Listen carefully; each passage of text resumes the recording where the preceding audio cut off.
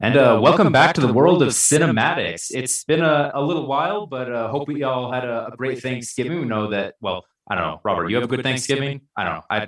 I certainly did. It was nice and quiet, but good time to reflect on the things that I'm thankful for. What about you, Robert? It was pretty good. Sorry, everybody, don't mind me. I'm trying to get our audio set up for Just other things. But staring off into space. wow, look at this huge monitor I have right in front of my face. Uh, but anyways, yeah, to answer your question, for Thanksgiving, it was great. I've never been Good, a huge great. turkey guy, Really? and most of my family isn't much of a turkey kind of people. Like Hmm. we've had it in the past, but Yeah. this year we were like, do we really want turkey? That's fair enough. Yeah. I don't know. But I I'll tell didn't you even. what, went something else American. Oh, yeah. We did steak. There you go. Yeah, it was a nice, quiet little Thanksgiving here in Rexburg for me, but it was nice. It was a good time to reflect on the things that not just things you're grateful for. A lot of the time we forget that the whole reason why we celebrate Thanksgiving as a national holiday. People, they remembered that Thanksgiving, that fall festival, harvest festival feast with the Native Americans and the Pilgrims. They remember that all ever since it happened, but it became a national holiday under President Lincoln. Abraham Lincoln, it was in the middle of the Civil War. He said, the Civil War, I'm gonna be frank, gonna say something bold. It sucks, and I want something that can bring us together. And so the whole idea of Thanksgiving wasn't just, hey, let's be thankful. It's, let's reach across to people who, we're in conflict with, and find things that we can agree on that we're thankful for. And it's something that I think we all need to remember. Then how divided our country is, how divided the world is with everything. But yeah, don't just be thankful for things. Try and reach out and heal broken bonds, so that way you have more things to be thankful for, and the world's a better place. Agreed. I didn't know Yep. that. I'm a history guy too. I'm surprised I didn't know that. Yeah. Is one more thing that makes Abraham Lincoln the best U.S. president. Sorry, Washington. Sorry, everyone else on Rushmore. Sorry, everyone. Not for you, Abraham. Yeah. No, seriously, he's the best. Um, and I hope everyone else's Thanksgiving was great.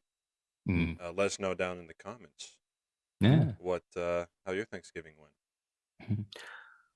All right. But yeah, moving on from Thanksgiving, before we talk about our main topic of discussion today, we wanted to give our quick thoughts on a new show that y'all might have been watching, the Hawkeye show on Disney Plus. I don't know about Robert, but personally, I had never really connected with Hawkeye. 'Cause, I mean, he's a cameo in the first Thor movie. He's oh, you got a little pop up there.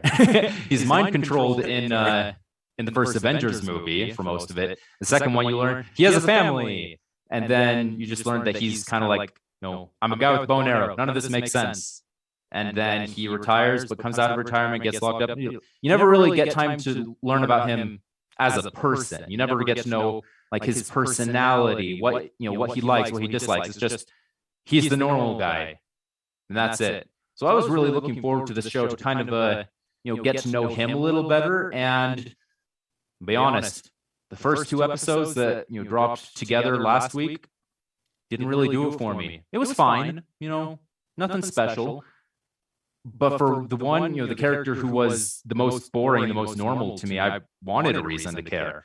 Thankfully, episode 3 that launched yesterday, that was a lot better for me. It you know, got to spend time with Hawkeye and with Kate Bishop together, got to see them, bounce off each other, but you also got to see them, do things that shed light into both their characters. Like watching Hawkeye as he's, spoilers for those of you who haven't seen the last episode, but Hawkeye as he has a broken hearing aid, he can't hear anything, and he has to use this new acquaintance of his to talk on the phone, and how he's really trying to connect, but he's so lost without her. That was a really nice scene. That, and all the trick arrows. That was really fun. That I mean, she makes it really funny the Yeah, way she yeah, talks. she is funny. I I don't think know. What do you think about it?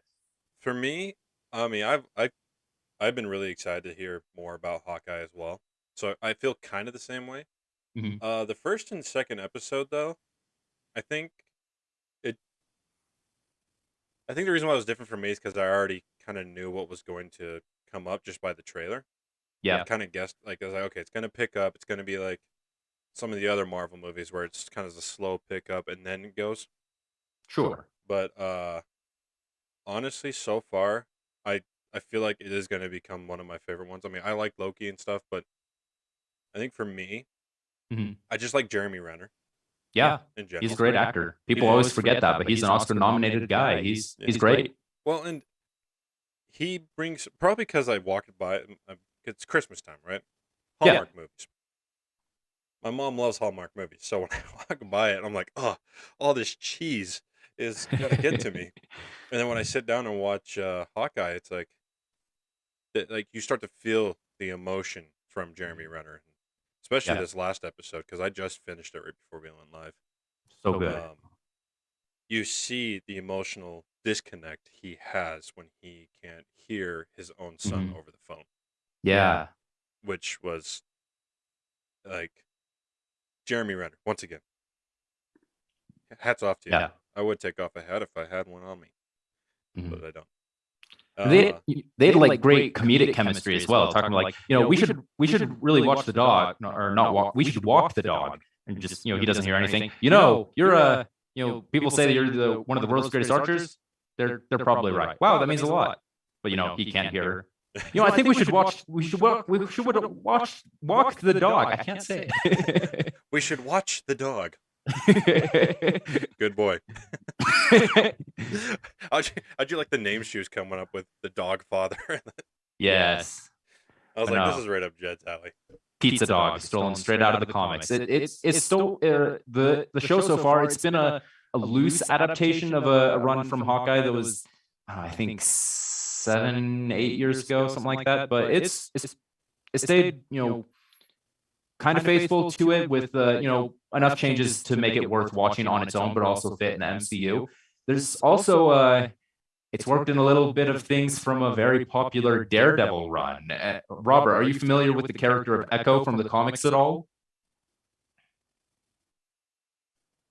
I think so. No, maybe. Okay, so I'm I doing that. have a little bit of surface level understanding of her from one specific storyline. I think it was the storyline she was introduced. You see, Daredevil. For those of you who don't know, he's a lawyer by day and kind of like a blind ninja by night. He's blind, but he has extra senses to essentially compensate, and he just goes up and beats up criminals in his neighborhood because he wants to make it a better place. I mean, that's vast oversimplification, but that's the general idea of it. Well, one of his biggest rivals is the Kingpin, the head of all organized crime in New York City. And Kingpin, said, hey, I don't like this Daredevil guy that's going after me. Hey, Echo, goes to this girl and says, your dad died. It was Daredevil who killed him, right? And sent Echo after Daredevil to kill him. But then it's revealed that no, Echo's dad wasn't killed by Daredevil. He's killed by Kingpin. Now, in this show, we have Echo, whose father was killed by Ronin, who was, the alter ego of Hawkeye. And she's trying to hunt down and kill Ronin for revenge. This whole time, they're dancing around, not saying a certain name, about the head of organized crime in New York City. I'm not saying. Now, before rush to conclusions, very obvious conclusions to me, but before we jump to those conclusions, let's remember in WandaVision when Quicksilver showed up and everyone said, oh my gosh, that's the X-Men Quicksilver. This is going to be X-Men. Hey, Robert, was it X-Men? No, it was not X-Men. It was not. I should probably say something for audio listeners. So I'm just nodding my head. Yeah, it was very intentionally misleading, and this could be another red herring to try and throw us off the scent of the real person behind this all. But I'm thinking right now that we're going to see Kingpin in the show. I really hope so, because Kingpin is honestly probably one of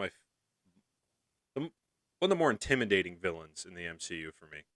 Yeah. Oh, because he runs the underground. I mean, look at was it Punisher? Yeah. Punisher in the Daredevil series as well. they both had Kingpin in there, and it's like this guy's scary, and he's got a lot of problems. Yeah, he does. Yeah, he does. And if he's back, I don't know if he's back. I don't want to hope. I don't want to believe in hope, but I hope he's back. He's so great. He's like the version of him that's played by Vincent D'Onofrio in the Netflix shows that many believe are, he's going to return in the Hawkeye show, partially because the actor Vincent D'Onofrio keeps liking tweets saying that he's going to be in the Hawkeye show. But that aside, he's he's so complex. He's not just, hi, I'm head of organized crime in New York City. He's traumatized from an abusive childhood and different things he had to do to escape that childhood, and that's left him as, still emotionally a child. But he acts how a child thinks a grown-up acts, and so he's like, oh, I will go to these business meetings and arrange certain things. But then anytime you get his shields come down, he just starts screaming and raging like a 4-year-old who's having a temper tantrum. And when he fights, that's how he fights too. It's just and just throwing himself like a gorilla. But he's so big, it works, and it's terrifying. I think about it. It's as if Lex Luthor went off the rails. Yeah. Instead of going from a sociopath to a complete psycho. Yeah. They're both bald, so I guess it works. Yeah. Again, not saying like, oh, confirmed Kingpin is in it. And I'm not saying that if Kingpin isn't in it, that it will be bad. But they do seem to be laying the cookie crumbs, the foundations for Kingpin to be in it. And I will be very excited to see Vincent D'Onofrio's Kingpin return. Oh, yeah, absolutely. Like, we're seeing more and more Kingpin in some of these superhero movies, so yeah, here's to hoping. Oh, and a side note that kind of makes it lean more into potentially being Kingpin. When we saw in flashback Echo's dad be killed by Ronin, we never saw Ronin's face. We know that she believes it's Ronin because we see what looks like Ronin.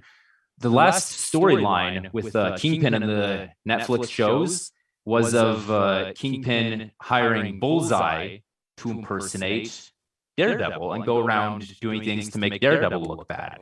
Not that Ronin needs to look bad. He was doing some bad things on his own, but it could be that Kingpin hired Bullseye or someone else to kill her father and pin it on Ronin instead. That's kind of cool. I didn't think about that. Just saying. Yeah, we'll continue to talk about Hawkeye as it moves on, but I was a little underwhelmed by the start, but I'm on board now. It seems like Robert, took things better than me, but either way, we're both excited. Oh yeah. I feel like they picked up a lot from their first few shows, so now they're starting to implement them in these newer ones. So like WandaVision, it did okay. It wasn't like, like ratings wise, it was, it started out kind of low, it was like 23rd in the ratings, but then I think it was by episode 5, it was the #1 viewed show in the world. Yeah, so like they've kind of learned, they picked up their learning curve, and then and then you pop over to Loki, it was just kind of from the beginning. And now Hawkeye, they're kind of taking different notes from different of their shows and like adding them to it, I feel like. So I have hope for Hawkeye to pick up.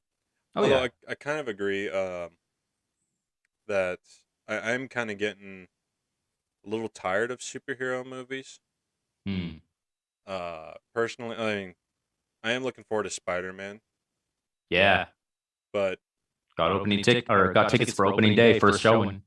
I mean, I just love Spider-Man in general, so yeah. But the superhero movies, it's like, we've been watching them a lot. So Dune was kind of a refresh for me. Oh, I loved Dune so much. Spoiler alert, one of the episodes we're going to do, the last one we're going to do of the year is our top 10 favorite movies of the year. And let's just say Dune is going to rank very highly. Oh, yeah. And I'm excited for some of these newer superhero movies like Batman. Oh, yeah. The Batman looks great. But the Batman, the difference between that one is that we haven't really gotten many DC movies that I've actually been super into watching. So right, going to go see this one might be a good refresh for me as well.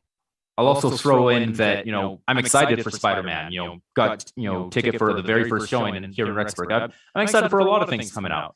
But the Batman, that's coming from an auteur director who, he'll make like, apes dual wielding machine guns riding on horseback attacking a tank in the post-apocalypse for the intellectual. And he'll actually make it really, really good. So I'm very excited for the Batman because of who's working on it.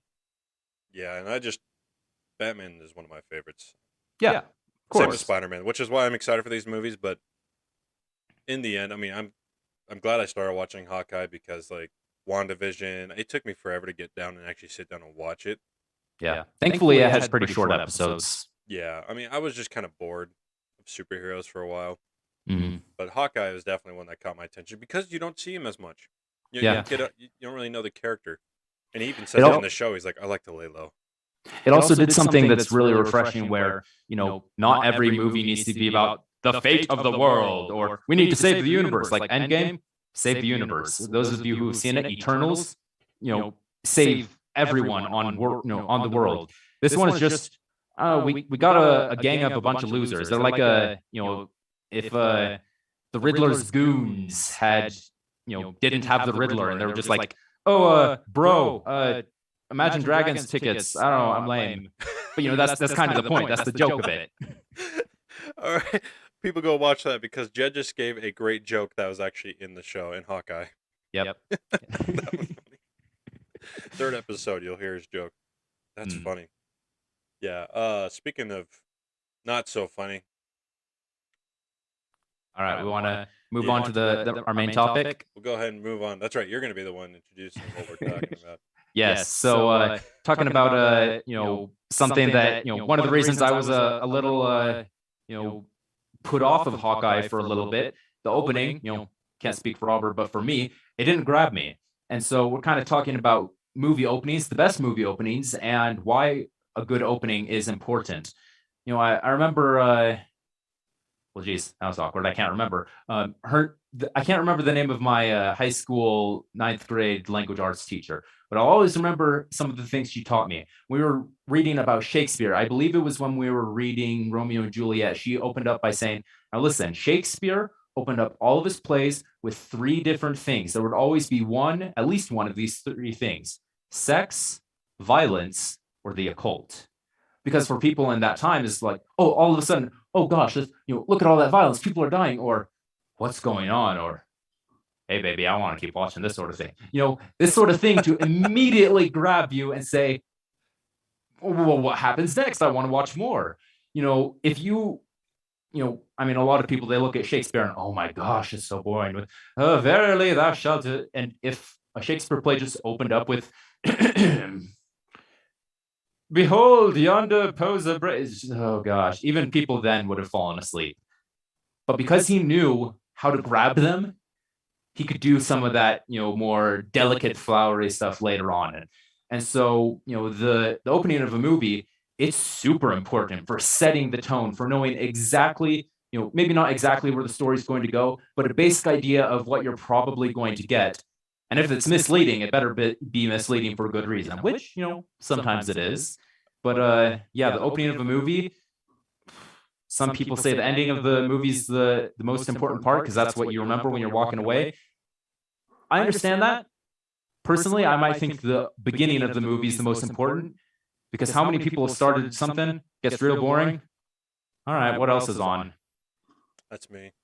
Yeah, the opening's important. I got to throw this out there since you mentioned Shakespeare. One of my favorite things from Shakespeare is Macbeth. Yeah. And it's because he does exactly that. He catches your attention because you hear about the story about Macbeth, who's out there just slaying people on the battlefield. It's incredible violence, and then the occult with those witches, the double, toil and trouble, cauldron burn and cauldron bubble. And then I forget the line exactly, but oh wait, something wicked this way comes. By the pricking of my thumbs, something wicked this way comes. You're like, oh, something worse than witches. What's worse than witches? Macbeth. He doesn't seem that bad, but we're going to find why he's worse. Yeah, and it hooks your attention. Yeah. Because I remember going through some of the other Shakespeare, it was like, meh. Yeah. I mean, I was 16 years old. War, give me war. Right? I mean, how many 16-year-olds are seriously invested in Shakespeare? The weirdos. I mean, yeah, that was me, but I'm the exception.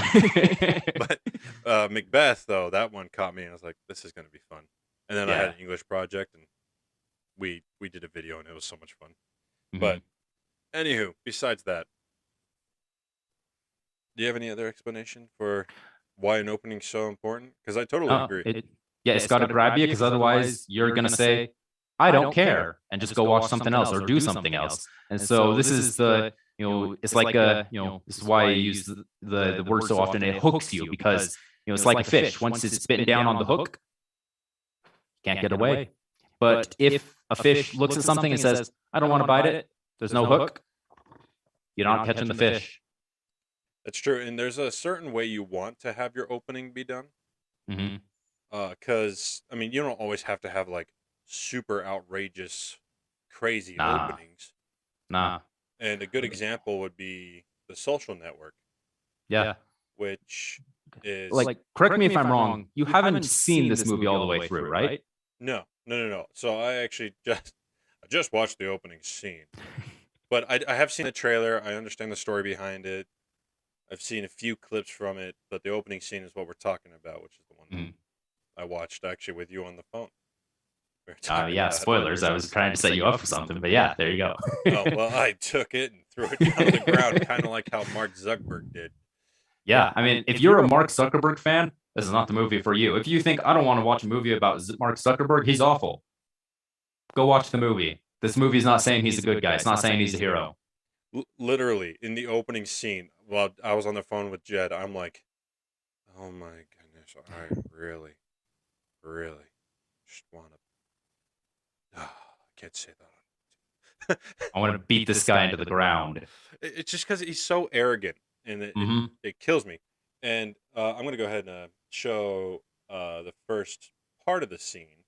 Yeah, so for those of you who don't know, it's him and his girlfriend. The girlfriend is a fictional person, but Erica Albrecht. They're sitting in a pub, and they're talking about the future, what they want. That's the basic idea of it.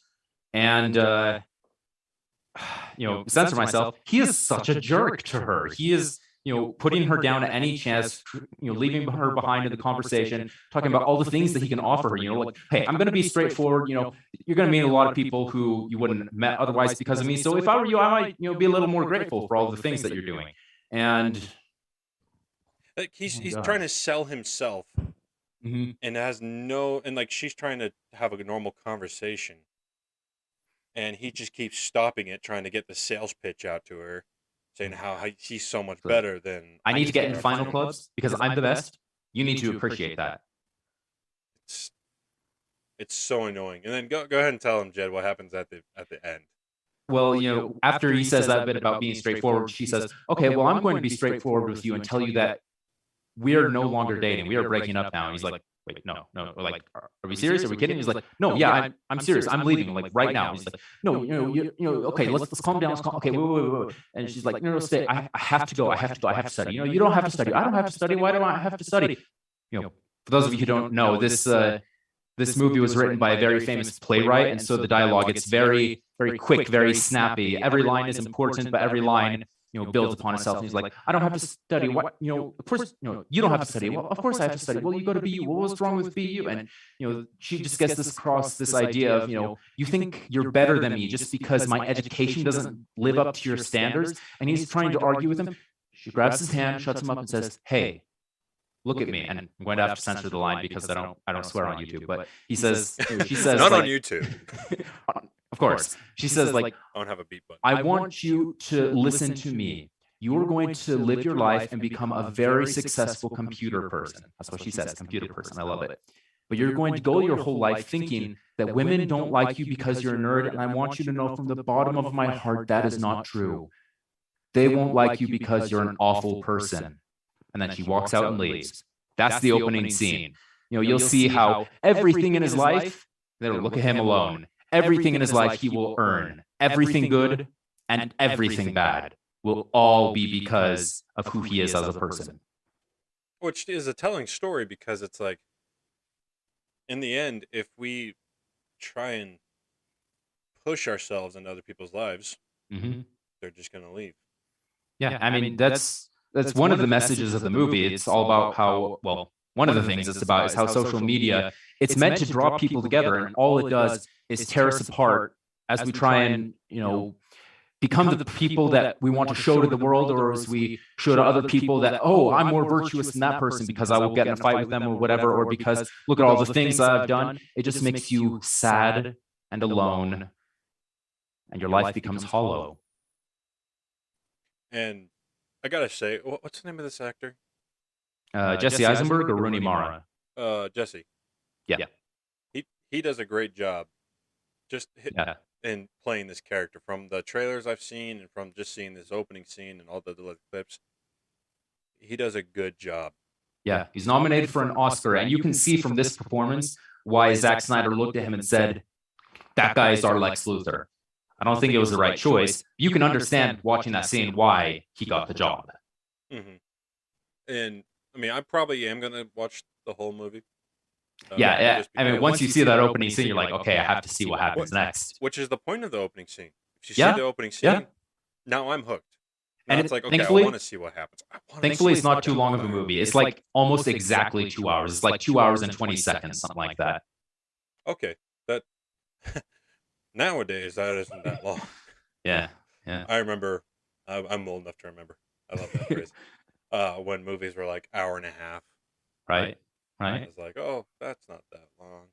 Hey, speaking of movies that are an hour and a half, this next movie, I think it's 89 minutes.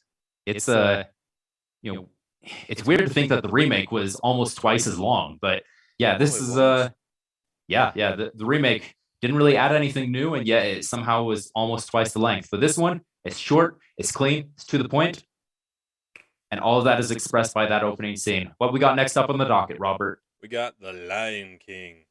Oh yeah. Look at that. Lion King. I got to say, this artwork is just so cool. Yeah, because, I mean, say what you will about The Lion King. I know some people who think that it's overrated, or, the music isn't as good as others. The movie, what are they talking about? I love the music.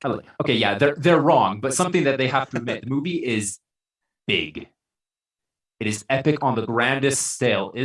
It's the closest thing to like a classical epic, like in the style of like the Odyssey or the Iliad that Disney will ever make, especially for one of their animated movies. And then it was a cool fact that Jed actually pointed out to me, and I'm going to transition over to it right now. But that opening scene where he's lifting Simba up on the Pride Rock, that was a painting. Is that what you said? It was originally a painting? Yeah, in the theatrical release, that final shot as it's screaming out, in the circle, I'll spare you my singing, but the final line as it's zooming out, that's all a painting. Since then they've gone in to touch it up, and they've added little bits of swing and stuff. But that was something they did to save on their budget, because they were really crunching for time at that point. Said, hey, we'll make it just as epic as possible, and we'll zoom out. Because the whole thing is, it's so big and epic, and you're just like, I don't know what it's like. I don't know what the story is, but I know what this is about. I know this is about life. This is about change. But this is also about things that don't change. The cyclical nature of progress, but also of just of society, of history, of life, how things change.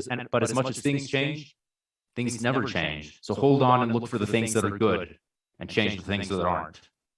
Well, what's great too is that as far as story goes, it's opening up to this huge thing. It's like, this is our kingdom kind of setup. Yeah. And then Simba loses it all. It's your classic well-made plot where it's like, oh, he has everything. He loses it. Yeah. He has classic hero's journey. To work his way to make it back. And that's exactly what happens. And you see all that in the opening scene. Plus, this opening scene, it's so good that when they decided, hey, we need to start putting out trailers for this movie, what do? Instead of cutting a trailer, the very first trailer was just the opening scene. It was just, black screen with red text saying, like, in a, I don't remember, it was like next summer, the next Walt Disney Animated Studios film, introducing Savannah, and it just opens up, and it's just you weren't expecting that. All of a sudden, you're gripped, you're hooked. What is going on is so big and epic. The colors are vibrant, and everyone is listening to this clarion call that, fun fact, was taken all in one recording. The guy came in, knocked it out at once. That was it. That was the take they used. And from the, you see the highs and lows of all this opening scene, and then that zoom out shot where it's finishing the song, and then bam, the Lion King. Immediately, everyone's like, when does that come out? I have to see that. I mean, I grew up with him, it was already out. Yeah. So for me, just watching the movie, it was like, oh, this is great. I love this. Mm-hmm. And that music, that's like my favorite song. You hear Lion King, what's the first thing you hear? I mean, granted, I love Hakuna Matata, but you hear that. Yeah. And then, I mean, the artwork there too. Ooh, like beautiful. It's gorgeous. Was it in Corridor Crew? I know we reference them a lot, so everyone can check it out. The Video Artists React. They talk about stuff like this all the time. And I think they said something about how this kind of changed a lot of animation for animals. I can't quite remember. I have to. Do you remember? Do you know what I'm talking about, Jed? I know the video you're talking about. It's been a long time since I've seen it. But yes, it was revolutionary for how it depicted animals as 2D characters. Yeah, like it had kind of been done before in other Disney movies, like say The Jungle Book, or kind of like in Robin Hood. But this was one of the first where these are animals that are just as human as any other animated character. You watch like The Jungle Book, Baloo or Bagheera, all these different characters. They're great, but they're a little too like a human-like, which kind of throws everything off. In Lion King, they are animals, and you see that 100%. They move perfectly. They brought in lions and different animals to actually watch and sketch so that they could get a better idea of how they move. But they got that balance perfect so that they were 100% animals, but they lost no humanity as a result. And so they're fully animal and fully human, so we could identify with them. But you got to look, I mean, during that time, Jungle Book is the only close comparison to that. Mm-hmm. Whereas like their past animal animations is more of, Mickey Mouse, and then you got Looney Tunes, where the animals can kind of go everywhere. They're cartoon characters. Right. Versus Lion King, which is very grounded in reality, mixed with a human emotion storyline. Yeah. And then, which, just on a side note, yes, everyone says that it's Hamlet with animals.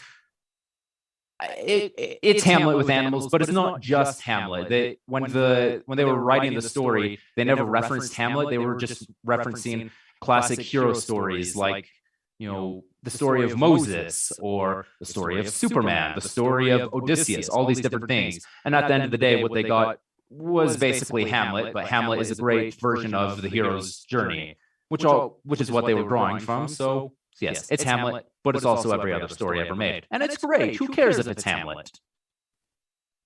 Agreed. Kind of.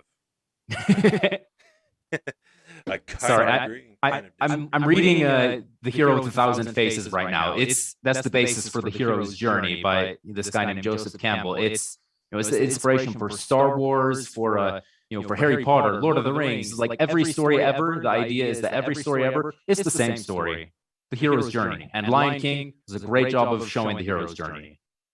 There's a lot of movie, like, I feel like we've fallen away from that, the hero's journey. In some movies, not all of them. Yeah, some movies. Like I would say Shang-Chi did a great job of the hero's journey. Oh yeah, I think Shang-Chi did a good job with it.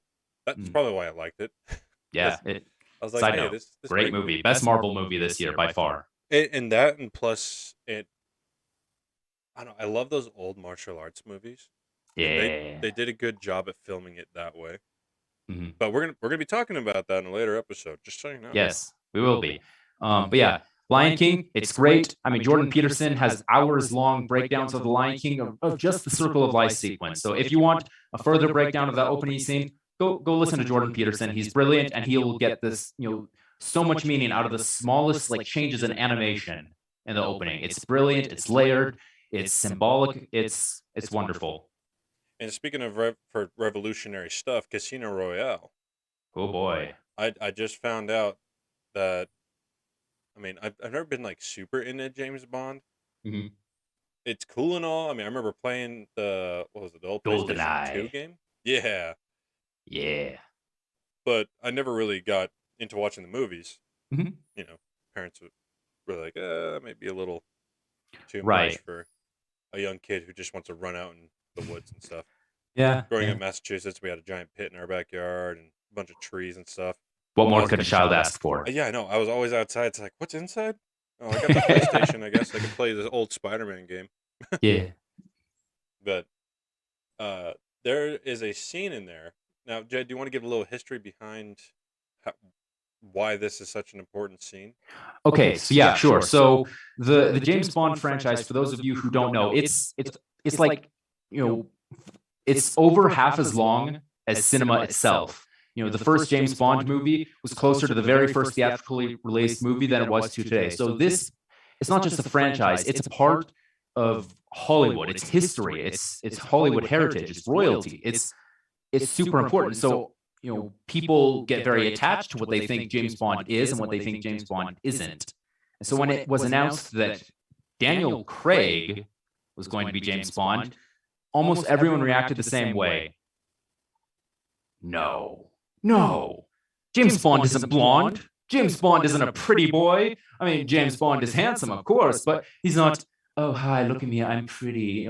He's not Legolas. He's not an elf. I must seduce her. Yeah, and Daniel Craig, had always kind of given off that vibe to people. He seduces women not by like, hello, I'm beautiful, and so are you. He'll go up to them and say, you're beautiful, and you're mine. And you love it, don't you? And they're like, oh, yes, I do. It's very much a fantasy. And so when they cast Daniel Craig, people, no. And then this scene happens. The very first 3 minutes of the movie. 3 minutes later, those critics had shut their mouths. That man right there. Look at him. That is James Bond. Totally James Bond. Yeah. And hair color, yeah, it doesn't matter. Looking like a pretty boy, that man does not look like a pretty boy anymore. You look at him, that is cold. He is hard. He is willing to do whatever it takes. That opening scene shows him going to take down a corrupt person in the British government who's been selling state secrets. He's like, oh, you can't kill me. They'd send a 00, someone with a license to kill if it was important. You can't kill me. You don't have a license to kill. You have no kills on your record, and it takes 2 to become a 00. And it starts cutting back and forth to this other scene of James Bond fighting with some guy just before in a bathroom. It's brutal. It's gritty. Oh, yeah, it's an intense little fight. Smashing head into mirrors or drowning the guy in a bathroom sink. It's not pretty. It's not clean. Which James Bond before had always been very glamorous, very, oh, you're a man who's going to kill me? Boom, I've already shot you. And there's no glamour in this. And, he reveals, I already killed the guy. All I need is one more. He says, oh, well, don't worry. The second one is James Bond kills them. Yes. Considerably. Oh, that's cold. And that's what makes 007 like the coolest secret agent, is because, yeah, he is such a cold character. He's like, I've been doing this for a few years. Yeah, but this was where we see him become the James Bond we know. He has feelings inside, and Casino Royale is probably the best movie to show those feelings. That or No Time to Die, which, spoilers, actually I won't go into spoilers, but please go see No Time to Die if you love James Bond, if you haven't already. But he shows he has feelings. He is a human underneath. But when it comes to the job, those feelings are not a factor. They are gone. He is cold, rational, killing machine. Especially being whipped in the balls. Yeah. James Bond franchise. Feel it. James Bond franchise had been famous or infamous for over-the-top interrogation scenes and torture. Like, I have you dangle over a pit of sharks that have laser beams attached to their head. I mean, that was Austin Powers, but that was basically what happened in some James Bond movies. Or one where I do love it. He's strapped on a table with a laser that's designed to cut gold bars, and it's coming for him. And he says to the villain, "What, do you want me to talk?" And, "No, Mr. Bond, I expect you to die." It's so over the top, and I love it. But no, for this one, all that needed for a torture scene is to take his clothes off, take a little rope with a big knot at the end, and yeah. Okay. Yeah. Oh, watching that scene for the first time, I was like, this hurts a lot to just watch. Spill the beans, Bond. Spill the beans. I watched that scene with a bunch of friends a few years ago, or I was watching that movie, and some of the girls, it was their very first time watching that movie. All the guys, we'd seen that movie before, and so we start shifting our seats, getting uncomfortable as it's coming. And they're like, "What's going on?" Just watch, just pay attention. All the guys, it happens, and we all start like curling up and covering our eyes, and they're just like, "I have learned things." All the guys, this is gonna hurt. Oh yeah, Casino Royale. It hurt me. I wasn't expecting it. My first, I was like, wait, I got a bad feeling about this. Yeah. And then the wind happens. Like, oh no. Yeah, it's, Casino Royale. It's one of the best Bond movies, and it was a Bond for a new era. People say, well, what makes James Bond special anymore? Because, I mean, the Mission Impossible films do their own stunts, and the Jason Bourne films have some of the best hand-to-hand combat scenes you'll ever see. What makes James Bond great? One is how stylish they always are. They have pizzazz and spectacle. No one does style like James Bond. But another that they're introducing here, no one is as cold or as gritty as James Bond. It was a James Bond for a new era, and that scene was the perfect way to introduce us to him. Yeah, because it's, once again, going back to my point earlier, grounded in some sort of reality. Yeah. Where it was dirty and underhanded enough to where it's like, this feels like something a bad guy would actually do. Yeah, because, I mean, make no mistake, James Bond, as much as he is the protagonist, he's not a good guy. He's not a good person.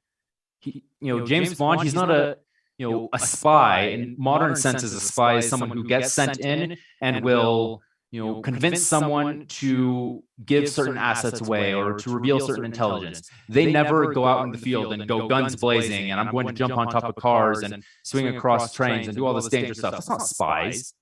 James Bond does that because he will kill you. He's the one who's sent to clean up messes. He's like we talked about Nobody before. Yeah. How he was an auditor for the military. So in other words, he would show up and deal with the problem, make sure you were never a problem again. That's what James Bond is. He is the guy you send to make sure someone else isn't a problem anymore. Right. Now, granted, James Bond is supposed to be sneaky and subtle and all that, and he can when he needs to be. But we all know, and MI6 knows, when they have a situation that's probably going to go south, he's the one you send in. Mm-hmm. He is basically the British Mission Impossible, isn't he? Yeah. But yeah, he is. More down and gritty. Yeah, because I mean, yes, Tom Cruise does all his own stunts, and so you can say, hey, he could actually do that. There's still some things that there's CGI to do, like Mission Impossible Fallout. I won't give away spoilers, but Tom Cruise actually flies that helicopter. He actually climbs up that rope onto that helicopter. Tom Cruise does not actually crash that helicopter into another helicopter and crash land in the Himalayas. He does not do that. I mean, he did actually halo jump, which is pretty impressive. Yes, if you listen behind the scenes for that scene specifically, it was so cool. Mm-hmm. But James Bond, the whole movie, it's just kind of gritty. Yeah.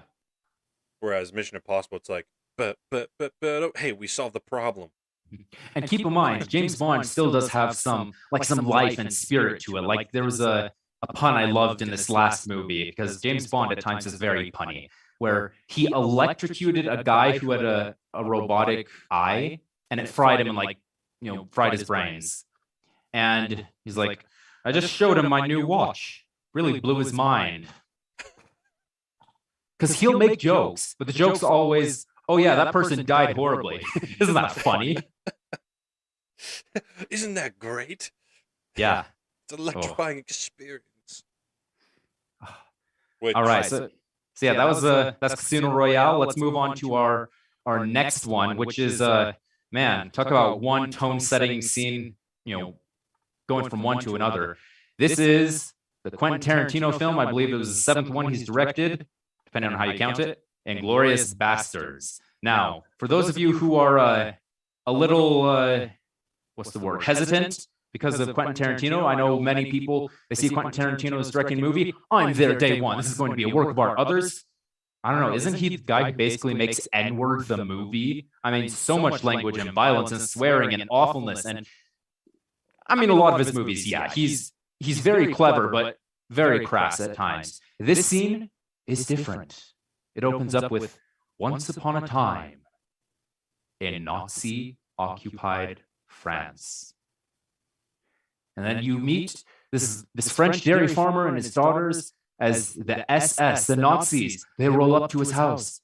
And this charming old little, well, he's not super old, but, older man, funny little sweet guy. He walks out and is like, hi, nice to meet you. I'm Colonel Hans Landa of the SS. And keep in mind, this whole scene is all in French. I don't speak French, but he has an impeccable French accent, even for an Austrian Nazi. He invites him home, into his home. He's like, hey, well, dismiss your daughters for a second.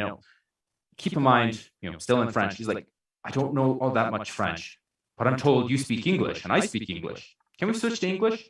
Sure. And so the rest of the scene continues in English. And you think, oh, that's just a way so that the audience doesn't have to read subtitles. No.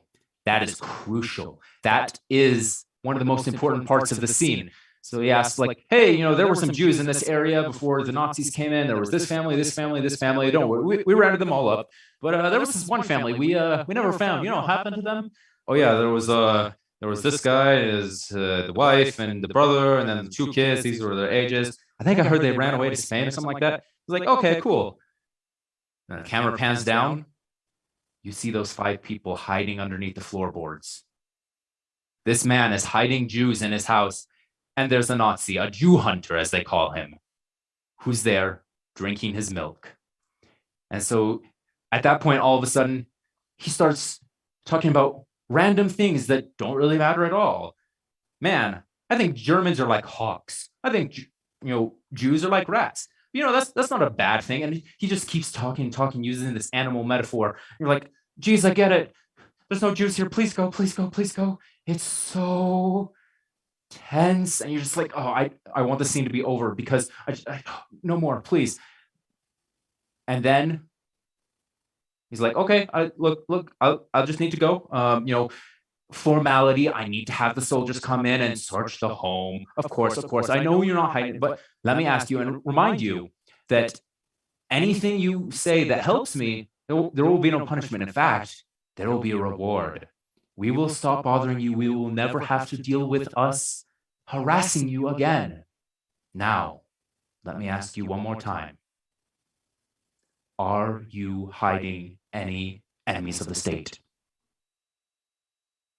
And you see the French dairy farmer just paralyzed. Yes. They're underneath the floorboards, aren't they?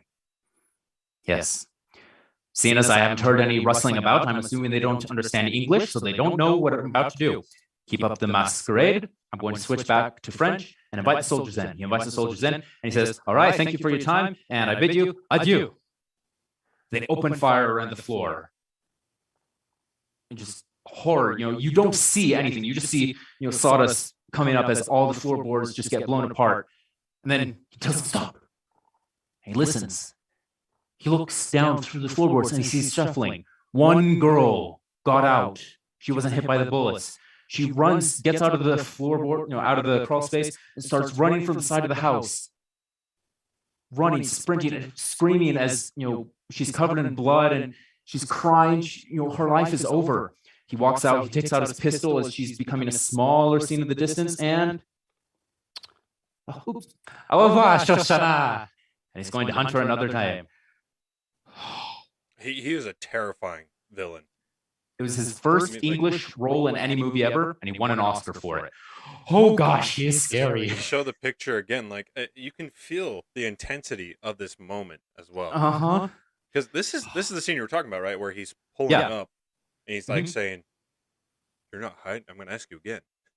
Yeah, and keep in mind, the only blood you see in this whole scene is just blood on her as she runs away. You see no bloody wounds or anything like that. It's just little bits of grime and dirt and blood.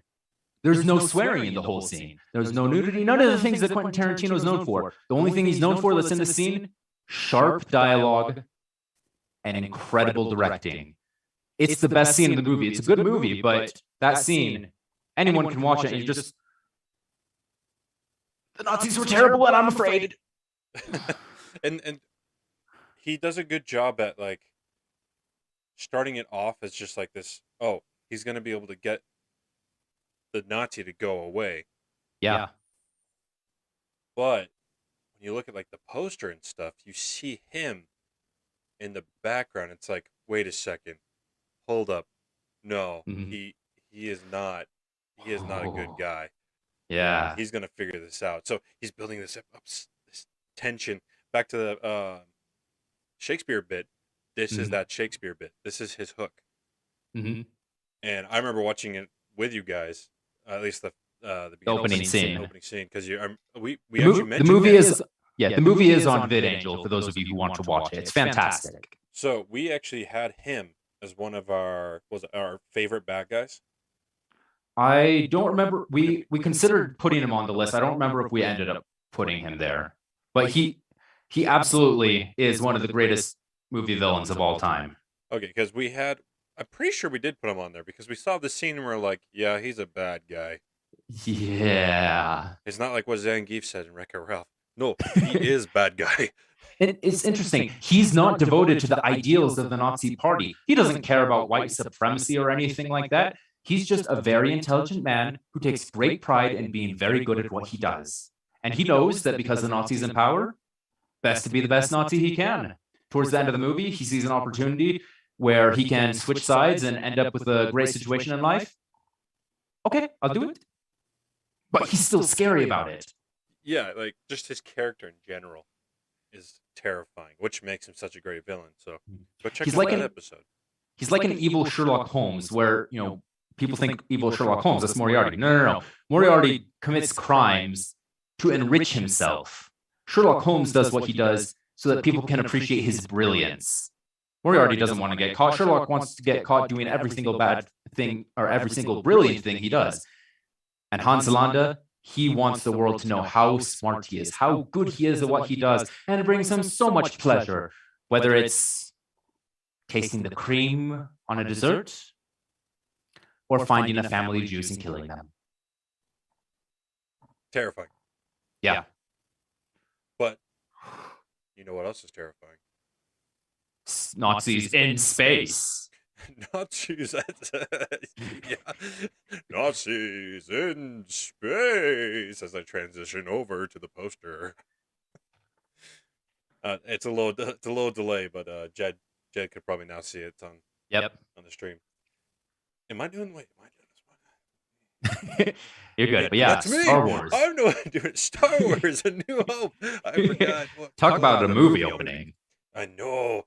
Ooh, it goes pew pew. My favorite thing about Star Wars. Which, speaking of pew pews, boom, check it out. Talk about a reveal. Because remember, this is the first Star Wars movie that released. Nobody knew what it was. No one had any idea. Revolutionary for special effects and all sorts of stuff. Granted, those were miniatures. Still special effects. The way they're able to pull it off. But, like, the first thing you see is this tiny little ship. Well, okay, you get your opening credit crawl. Yeah, I mean, because first it's just a long time ago in a galaxy far, far away. You're thinking, oh, this is quiet. I wonder what this is going to... BAM! Star Wars! John Williams. And, you can look up and find stories of, those first audiences to watch it. Some of them screamed because they had no idea what was going to happen. And, they scream and start laughing and applaud because this was so big. So, like, we take it for granted. But just seeing those words And hearing that music, it changed the world. Because you got to remember, this is the first time something like this has ever come out. Mm-hmm. George Lucas changed sci-fi by Changed doing cinema. Changed cinema, yeah. I think sci-fi just because we were talking about Dune. I was thinking Dune, right? like 1989. 84, I think. 84. Yeah. Even earlier. Yeah. But George Lucas, he stepped it up. He was like, "What if we make it quiet?" And then John Williams, "Do your thing," and created this. Everyone loves the title crawl, but then you have it, and that title crawl for a second. Let's appreciate how brilliant it is. In 2 paragraphs, it tells you everything you need to know about the story leading up to it. You don't have to watch a prequel trilogy or Rogue One or read a bunch of books. I mean, I've done all that stuff and I love it, but you don't need to. All you need is, it is a period of civil war. Rebel spaceships striking from a hidden base have won their first victory against the evil galactic empire. During the battle, Rebel spies managed to steal secret plans to the Empire's ultimate weapon, the Death Star, an armored space station with enough power to destroy an entire planet. Pursued by the Empire's sinister agents, Princess Leia races home aboard her starship, custodian of the stolen plans that can save her people and restore freedom to the galaxy. Boom. That's it. Opening. And then it slowly fades out the music to see the scene that I just had up. I'll pull it up again for you. Yeah. This ship. And mind you, it starts off with the little ship first, with the carrier. It's slowly going. And then you see these green blasters just start nailing on it. And the screen just becomes enveloped by this massive ship. And without anyone telling you, hey, we're the good guys, or we're evil. You know which ones are which. And you know the little ones trying to get away? Those are the good guys. You see how powerful and unstoppable the Empire is. Tells you so much with just one shot. Oh, yeah, and like the thing is, too, going back, this was 1977. Yeah. These people didn't know about the giant Star Wars ships. They didn't know about these giant Imperial battle cruiser. What is this? What is one? Star Destroyer. Star Destroyer. Mm. This is back in the age of Jimmy Carter. It's people don't know most of the screen. Mm-hmm. Like, if that doesn't hook you into the Star Wars, and like, wow, that's a big spaceship. Mm-hmm. That's huge. And then inside the ship, you see people running around. They have a helmet. They have a gun. That's it. They're afraid. They don't know what's going on. Then you see the door being cut into. You see armored soldiers in white, but their face looks like a skull. They're faceless, like totalitarian governments are. And yet they keep coming through the door. They keep firing. They're killing all these people. And you see the man in black, Vader himself, walk through the smoke. So much it tells you in so little time with no dialogue. It's wonderful. And we were talking about franchises earlier. This was the starter for a huge franchise. I'm talking like not just TV shows and extra movies. I'm talking about like fan fiction books. You got other sorts of fan fiction we don't want to talk about. Comics galore, and video games, radio dramas. There are radio dramas of Star Wars. And you know what? They're fantastic. And I got to throw this out there. Here's how deep the fandom goes with this series. In that first opening scene where you see Darth Vader standing there and you got his cape flowing in the wind, I remember seeing some fan on Tumblr was just like, there's no wind in space. He's moving his cape with the Force. And someone underneath was like, that's how angry Darth Vader is. So, I mean, so just from angry. That little thing, you see, he's a bad guy. He's not going to take guff from you. He's here. He's unstoppable. Also, he has a flair for the dramatic. I need my cape to be billowing just a little bit behind me. Don't mind that clank. That was just my desk.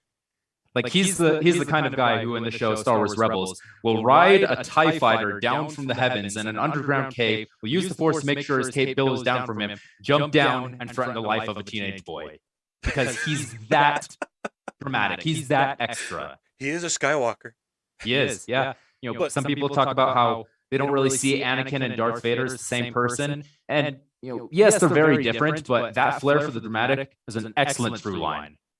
Absolutely. It's so funny too. Just to go back and think like, oh, this guy, he is the most dangerous Sith Lord ever. And then Yippee! he's kind of a drama queen. Yeah. Yeah. No. Oh, we don't talk about that. What are we talking about? I find it hilarious and perfect. Yeah. But it goes to show if you can get the right opening, you can start an entire franchise, which is incredible. And which is why I'm so excited for the new Kenobi series, throwing that out there. Yeah. Because Hayden Christensen's coming back as Darth Vader. Ewan McGregor is coming back as Obi-Wan, which is, way kind of more the point of the show. Man, Ewan Also, McGregor, some he surprising really is ones. Obi-Wan. They got the actors for Owen and Beru from the prequels. They're coming back too. Even though, Owen, Jason, I can't remember his name, but he's become an incredibly successful actor on his own. And it's like, no, it's Star Wars. I'll come back. And Beru, I can't remember her name either off the top of my head. She was in like a weird, creepy Hollywood sex cult. She helped to bring it down, and now she's coming back to Star Wars. How freaking cool is that? Talk about a way, so I started the movie with whoa, wait a second. I'm just realizing this now. Joel Edgerton. Joel Edgerton, that's his name. Yeah, he's Uncle Owen. So for those of you at home, I love the movie Warrior. It's a great movie. I didn't realize he was the main character in Warrior. Yeah, he's the one who plays Brendan, and he's going to be in Kenobi. Why are you here? I was expecting Kenobi. Wait, no, you're Joel Edgerton. Glad you are here. Oh, it's so exciting. That is exciting. And then they've got a whole bunch of other actors as well that very excited to see. But yeah, Kenobi. It's all these different shows like Book of Boba Fett that comes out in do math 27 days, I think. Oh, excited as crap for that. They haven't done a great job marketing the series, but I'm still going to be there day one. So excited.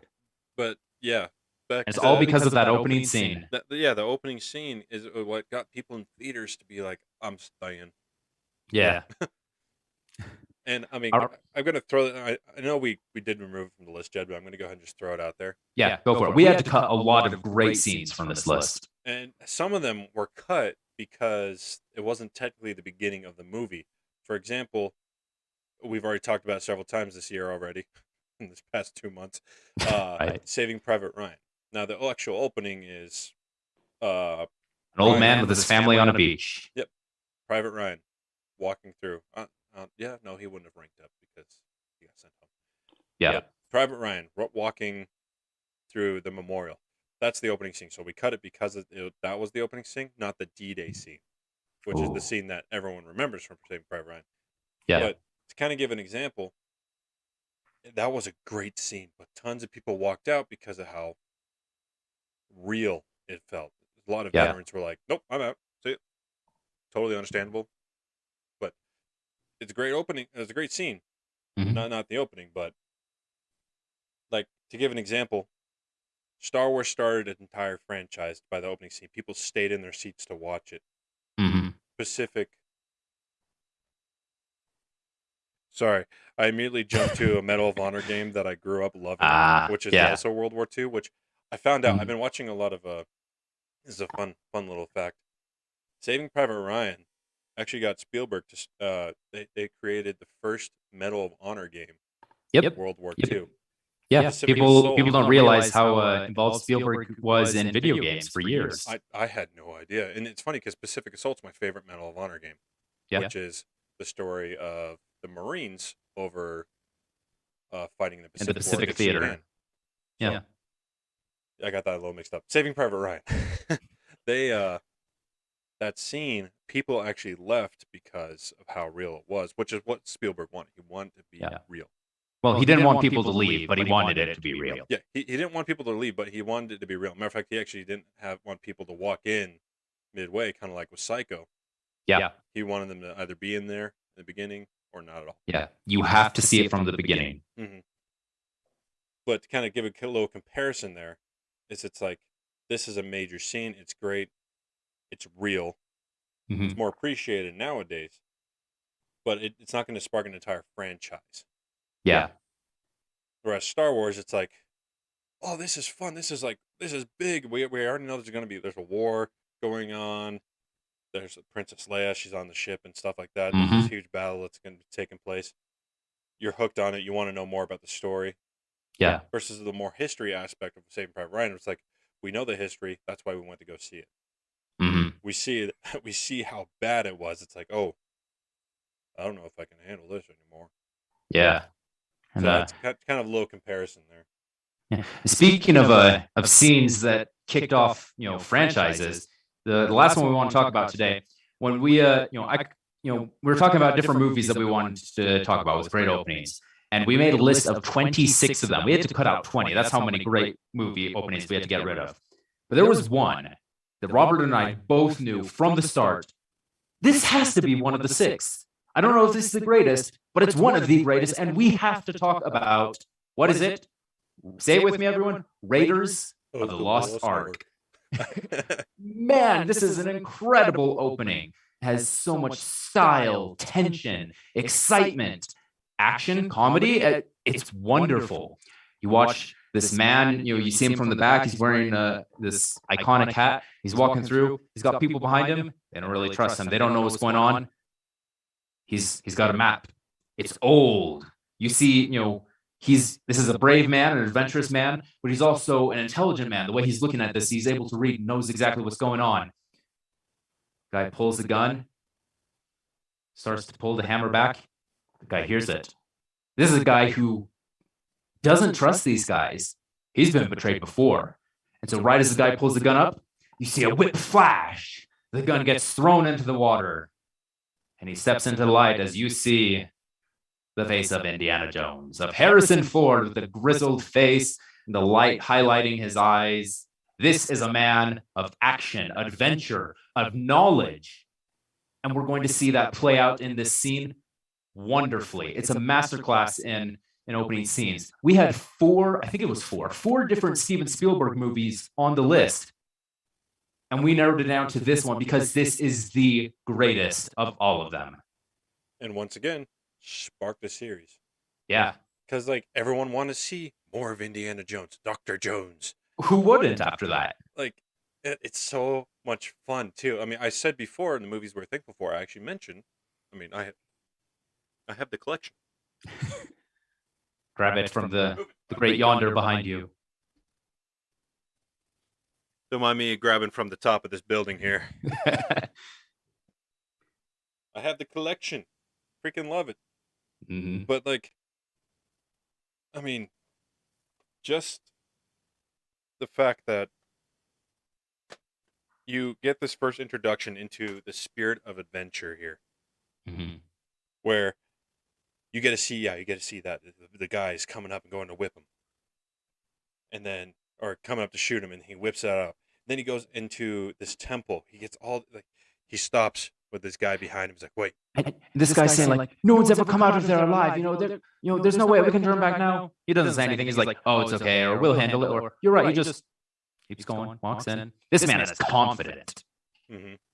And then, as he's doing this, he's going through and avoiding all these traps, stopping the guy behind him. He hardly says a word. Matter of fact, I don't recall him ever actually saying a word in the very beginning. He says a few, but not very many. It's little enough to where it's just who is this mystery? Yeah, you see as he's about to go into the temple, he's filling a bag of sand. This other person has been there before us, and it looks like he didn't make it. He's good, very good. You're like, oh crap, this guy who's as confident as crap and as competent as crap, he doesn't know if he can do this. Not going to stop him though. Yeah, and then he gets in there, and when I first watched it as a kid, I was like, ooh, he's a Tomb Raider kind of person. He goes in and takes. We don't know. We don't know. He goes in and he gets past these traps, gets betrayed after he gets the the golden idol. Golden idol, thank you. He gets this golden idol, which is a very iconic scene. You see it parodied in a lot of movies where they're kind of cracking jokes about it. Doing the toss me the whip. Switch. Toss me the idol and I'll give you the whip. Adios, senor. And sees him later. He's all dead and stuff. Hanging on the wall. Oh, hi. Don't ever betray Indiana Jones. It will not end well for you. And the best part is the fact that he won't do anything about it. Yeah. Karma comes back and bites you. Yeah, it's just like, all right, I won't save you then.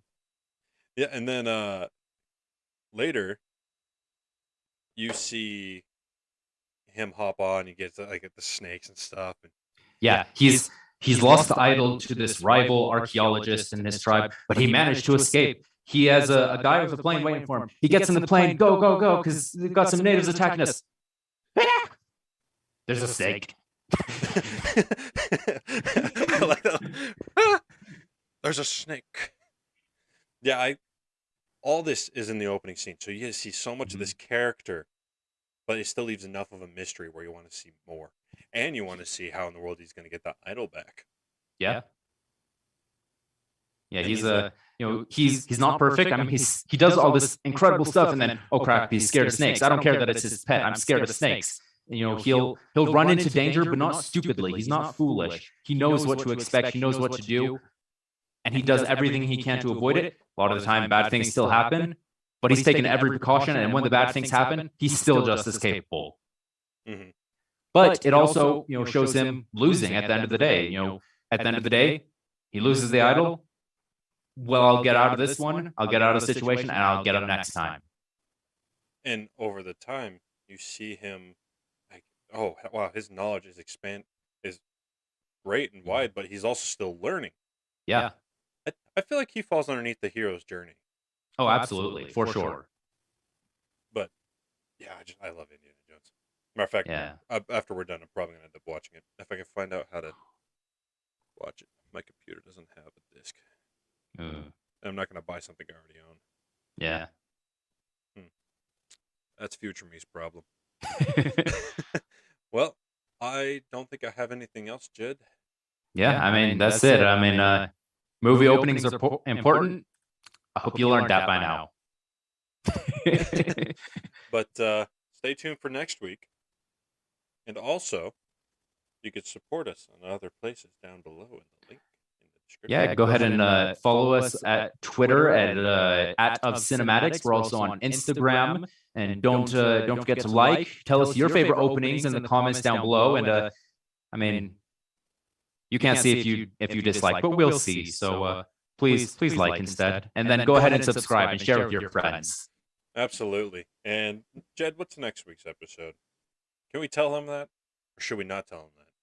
Should we Let's leave it as a surprise. Do we even know, or do we know, and we're just not telling you? I can neither confirm nor deny. I'm trying to build it up, Jed. Oftentimes we have things planned out, and oftentimes we're running by the seat of our pants. I'm not even wearing pants. Which one I'm standing? No, I'm kidding. Yes. I'm kidding. Please don't take me down. Also, out of due to tradition, Bang, please. Yes. You can sponsor us. So, I promise. Please. Let us. We'll tell everyone about how refreshing and energizing your drink is. What satisfying taste. This is my favorite flavor, by the way. If anyone wants to give me something for Christmas. What flavor is it? Radical Skedaddle. So, if you want to give me a Christmas gift, just stuff's great. Anywho, I had to do it for tradition's sake because it's Christmas season and tradition's everything for Christmas seasons. Yep. Well, see you guys next week. We're signing off. We'll see you next week. Bye-bye.